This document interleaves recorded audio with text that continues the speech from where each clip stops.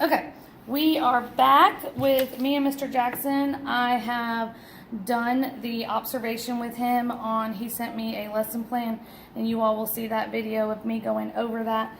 And so we're doing a feedback with him just to clarify questions that both of us had. So my first question is, how did you come up with this lesson plan? Well, we were in our transformations unit, and I knew I needed something that was engaging, something that they would enjoy. So the first thing that came to mind was a sort of mini golf type mini unit that we could do. And so this is kind of where that came from. Awesome. Do you find in your classes that having hands-on is better than sitting at the desk and doing pencil paper? No, absolutely.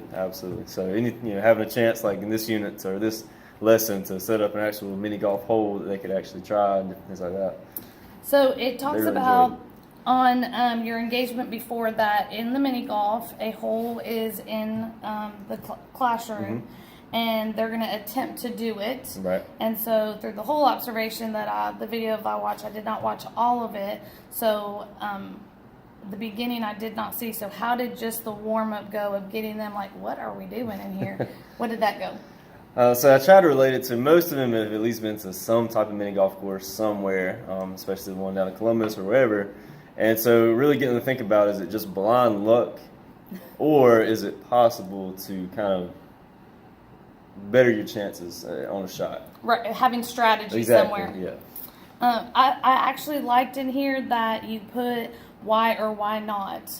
Opening-ended questions for them is a way for them to think. So that was awesome.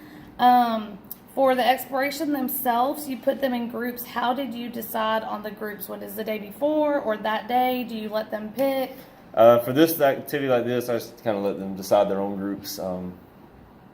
This one really wasn't based on skill or anything like that, so I was okay with them just working with anybody. So if it's based on skill for other activities, do you sometimes pick them? Yes. Okay. And do you have certain ways you do that? I know for me, I'll do a random generator and just be like, all the ones together, all the twos together. I try to, sometimes I will do that based on random cards, and sometimes I'll try to pair based on grades. So maybe a couple of the higher grades with a couple of lower grades all in one group together. Right. Awesome. Then you go down that they had to sketch it. Did you have them, my question was, a certain scale? Did you tell them 1 centimeter was 1 foot in the classroom, or was it just kind of like an estimation on the graph? Right, so I think on the art graph paper, 1 centimeter would represent 1 square foot tile on the floor, the way it was set up. Awesome. And it says on here that they will then determine the best route. What did they find out? I know this was later on in the observation for the day. That took them a while. What did you find out for them? As far as like how they... What did they come up with? Oh, okay. So they had to do a series of reflections to actually find the best route. So they actually saw that using transformations helped them determine what's the best route to take for a hole-in-one. Awesome.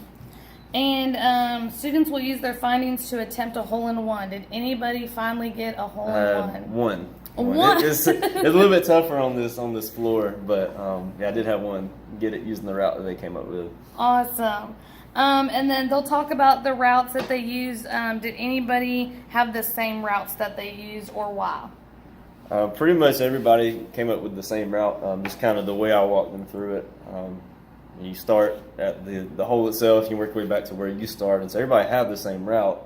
It's just the execution is the hardest part. Awesome. So while I was doing your observation, I also used the Elliott tool, and this talks about, is it very evident, is it evident, somewhat evident, or not observed? And all of them were evident. You had different instruction. The technology, I don't think you had the technology of a computer, but I think that the hands-on with the golf club and that kind of thing is great knowing that. Your high expectations, asking very open-ended questions, you expect them to think and not to hand it out to them, which is awesome.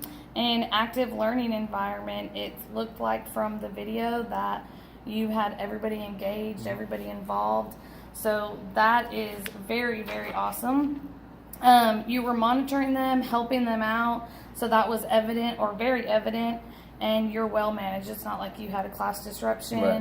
Right. So that was good. And the digital learning, they didn't use it, right here, but your follow-up for them with transformations was awesome. Okay. So, Good. very good. We will meet next time and find out what we're going to do from here on out now. All right. Sounds good. Awesome.